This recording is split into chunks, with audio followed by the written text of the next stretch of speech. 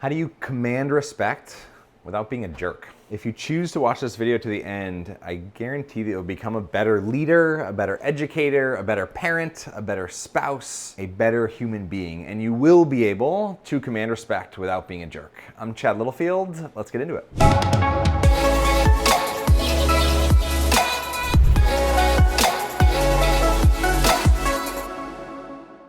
As a professional speaker, my job every single day in some ways is to earn the respect of a large group of strangers in a very fast amount of time. And so I'm gonna share the best of what I know about how you can command respect. And command is a little bit of a strong word. This is the question that was asked to me. And so I wanted to respond to it. But I would say, how do you invite and create an environment where people choose to respect and trust you? Because that's the way to do it without being a jerk. I'm gonna share a story about one of the most conscious, phenomenal leaders that I've ever had the joy of connecting with, and a story that's just so visceral of how he commanded respect in the most kind, gentlest of ways. And I'm also gonna rewind back to a different chapter in my life where I used to actually counsel juvenile inmates in prison, which, as you can imagine, is a bit of a tough crowd. So these are people who are under the age of 18, separated from general population in solitary confinement.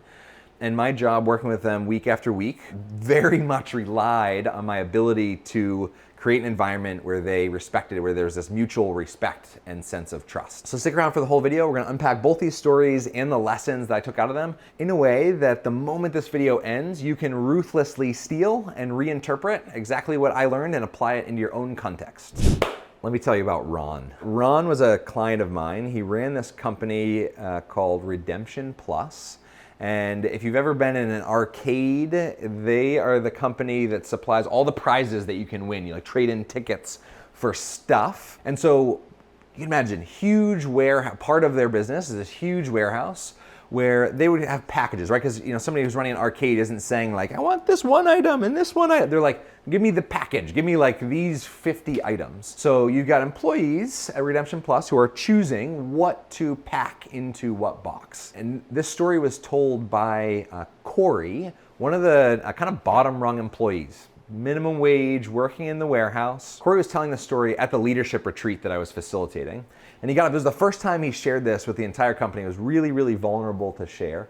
And he got up and he said, I was working in the warehouse and there was this time where I was packing up boxes for a client and we want to fill the boxes perfectly.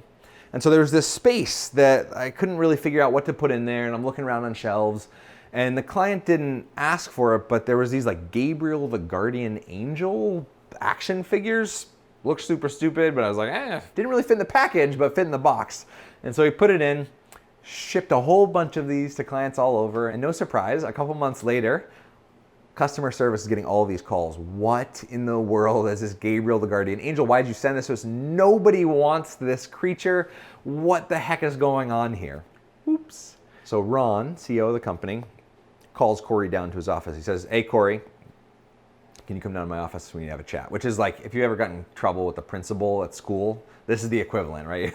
And so Corey's, and he's sharing this, his first thought that goes off is, I don't even care. I was thinking about quitting anyway. This job is like, And so he was ready to quit, right? Corey was showing up to Ron's office, prepared, almost even a bit excited to get fired, right? No respect necessarily, right? Total disconnection, maybe the opposite of respect even. He walks into Ron's office and Ron looks at him and says, hey, Corey, you probably know why I called you down here. Gabriel the Guardian Angel things. I actually just wanted to say a huge thank you. Thanks for taking the initiative and the risk and the autonomy to make a choice on your own, pack a box or something, even though you didn't know. I love that. I want you to be able to feel free to do more of that. Like, yeah, whatever, it didn't work out this time. We'll deal with that. It doesn't matter. Thanks so much. I know it's just like an arcade company story, whatever, but like, that gives me chills because of the humanity that was shown. Like, talk about the opposite of being a jerk, right? That is phenomenal leadership coming from Ron. Now, the best part of this story is that Corey told me and Ron and the entire company this for the first time 6 years after the story happened. He had been promoted several times. He was actually on the leadership team of this company. And so Ron, in that one conversation, took a lack of respect and a readiness to resign and converted it into some deep loyalty and engagement in his company. It's like, that's pretty cool. And so let's break down a little bit. What did Ron actually do there? He rewarded failure. He expressed affirmation, not appreciation. So it wasn't just a, hey, thanks for what you do. I appreciate you, Corey. It was, thanks for having the courage to take a risk and make a difference. Be like Ron. Now Nathan's not his actual name, but for confidentiality's sake, Nathan is this one particular inmate. He was 17 years old when I met him. Again, separated from general population, in prison, in solitary confinement, which, man, like, breaks your heart a little bit to see a 17-year-old behind bars. However, this kid was hard. This kid had a shell that was as thick as 2 3-inch steel plates. When I first met him, right, he was like the coolest kid in the world. Nobody get through to him. Like, he was top dog in his context. I'm gonna break good rules of storytelling here and just skip to the end. My last meeting ever with Nathan, he stuck his hand through the bars and a tear was streaming down his eye, and he said, man, thanks for seeing me. You're the first person that actually took the time and took long enough to really see me. Whoa. Now, to be honest, for the last year of meeting with him on a weekly or bi-weekly basis, I did not feel like I was commanding any respect of Nathan. I felt like, if anything, I was just pouring out my efforts and my intention and my listening and my curiosity and my compassion to 2 3-inch steel plates, right? I didn't feel like anything was getting through. My lesson from working with Nathan is the value of persistence to gain respect. Respect is not something that you can just go over to somebody and say, hey, respect me, right? Respect is something that you need to earn over time, right? It's like making deposits in a bank. You got a retirement account. You just like toss a little bit in every month. And by the time you're 60, 65, you've got a whole bunch piled up. And respect is really similar. And so if you try to gain respect all at once in one single moment, it's unlikely to happen.